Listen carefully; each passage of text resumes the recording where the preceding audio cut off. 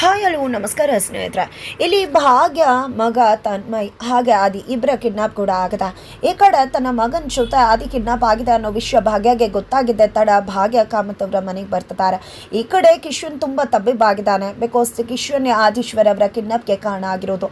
ಯಾಕಂದ್ರೆ ಕಿಶನ್ನ ಬೆಟ್ಟಿಂಗಲ್ಲಿ 50 ಲಕ್ಷ ಸೋತಿರೋದ್ರಿಂದ ರೌಡಿಗಳು ದುಡ್ಡಿಗೋಸ್ಕರ ಆದಿಯನ್ನ ಕಿಡ್ನಾಪ್ ಮಾಡ್ತಾರೆ. ಅಲ್ಲಿ ತನ್ಮಯ್ ಕೂಡ ನೋಡ್ತಾ ಅನ್ನೋ ಕಾರಣಕ್ಕೆ ತನ್ಮಯನ್ನ ಕೂಡ ಕಿಡ್ನಾಪ್ ಮಾಡ್ಕೊಂಡು ಕರ್ಕೊಂಡು ಹೋಗಿದ್ದಾರೆ. ಈ ಕಡೆ ಆದಿಗೆ ತನ್ಮಯ್ ಕೂಡ ಕಿಡ್ನಾಪ್ ಆಗಿದೆ ಅನ್ನೋ ವಿಷಯ ಗೊತ್ತಾಗಿದ್ದೆ ತನ್ಮಯ್ನ ಅಲ್ಲೇ ಮಾತನಾಡಿಸ್ತಿದ್ದಾರೆ. ಇಲ್ಲಿ ಆದಿ ಮುಖಕ್ಕೆ ಮಾಸ್ಕ್ ಹಾಕಿದ್ದಾರೆ. ಅಲ್ಲಿ ತನ್ಮಯ್ ಕೂಡ ಲಾಕ್ ಆಗಿದ್ದಾನೆ. ಈ ಕಡೆ ತನ್ಮಯ್ ನೀನ್ ಯಾಕೆ ಇಲ್ಲಿಗೆ ಬರೋಕ್ ಹೋದೆ ಅಂದಾಗ ನೀವು ಅಲ್ಲಿ ಕಿಡ್ನಾಪ್ ಆಗ್ತಿದ್ರೆ ನಾನು ಕಿರ್ಚ್ಕೊಂಡೆ ಆಗ ಕರ್ಕೊಂಡು ಬಂದ್ಬಿಟ್ರು ಅಂತಾರೆ. ಏನ್ ಮಾಡಿದೆ ತನ್ಮಯ್? ಅಲ್ಲಿ ಬಚಾವಾಗಬಹುದಿತ್ತಲ್ವಾ? ನನಗೆ ಈ ರೀತಿ ಕಿಡ್ನಾಪ್ ಆಗಿದ್ದೀನಿ ಅಂತ ಹೇಳ್ಬೋದಿತ್ತಲ್ವಾ ಮನೆಯಲ್ಲಿ?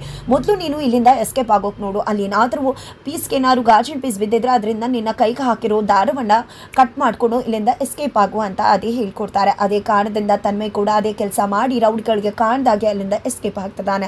ಇದರ ನಡುವೆ ಇಲ್ಲಿ ಕಿಶನ್ಗೆ ರೌಡಿಗಳು ಕಾಲ್ ಮಾಡಿ ಹೇಳ್ತಾರೆ, ನಿಮ್ಮ ಅಣ್ಣನನ್ನ ಕಿಡ್ನಾಪ್ ಮಾಡಿದೀವಿ, ಆದಷ್ಟು ಬೇಗ 50 ಲಕ್ಷ ತಂದು ಕೊಡು ಅಂತ. ಆದ್ರೆ ಮನೆಯವ್ರ ಮುಂದೆ ಹೇಳೋಕೆ ಹಿಂಜರಿತದಾನೆ ಕಿಶನ್.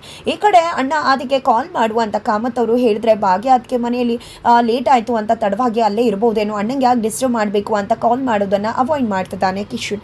ಅದರ ನಡುವೆ ಭಾಗ್ಯ ಅಲ್ಲಿಗೆ ಬರ್ತಾರೆ. ಭಾಗ್ಯ ಬರ್ತಿದ್ದಾಗೆ ಕಿಶನ್ ಹೋಗಿದೆ. ಅದಕ್ಕೆ ಯಾಕೆ ಬಂದ್ರಿ? ಆದಿ ಅಣ್ಣ ಕಿಡ್ನಾಪ್ ಆಗಿರೋ ವಿಷಯ ಹೇಳೋಕ ಅಂದಾಗ ನಿನಗೆ ಗೊತ್ತು ಕಿಶನ್ ಅಂದಾಗ ನನ್ನಿಂದಾನೇ ಕಿಡ್ನಾಪ್ ಆಗಿರೋದು, ಬೆಟ್ಟಿಂಗಲ್ಲಿ ಸೋತ್ಬಿಟ್ಟೆ, ಅದಕ್ಕೆ ಕಿಡ್ನಾಪ್ ಮಾಡಿದ್ದಾರೆ, ದಯವಿಟ್ಟು ಈ ವಿಷಯನ ಅಪ್ಪಂಗೆ ಹೇಳ್ಬೇಡಿ ಅಂದಾಗ ತನ್ಮಯ್ ಕೂಡ ಕಿಡ್ನಾಪ್ ಆಗಿದ್ದಾನೆ ಅಂತ ಹೇಳ್ತಾರೆ ಭಾಗ್ಯ.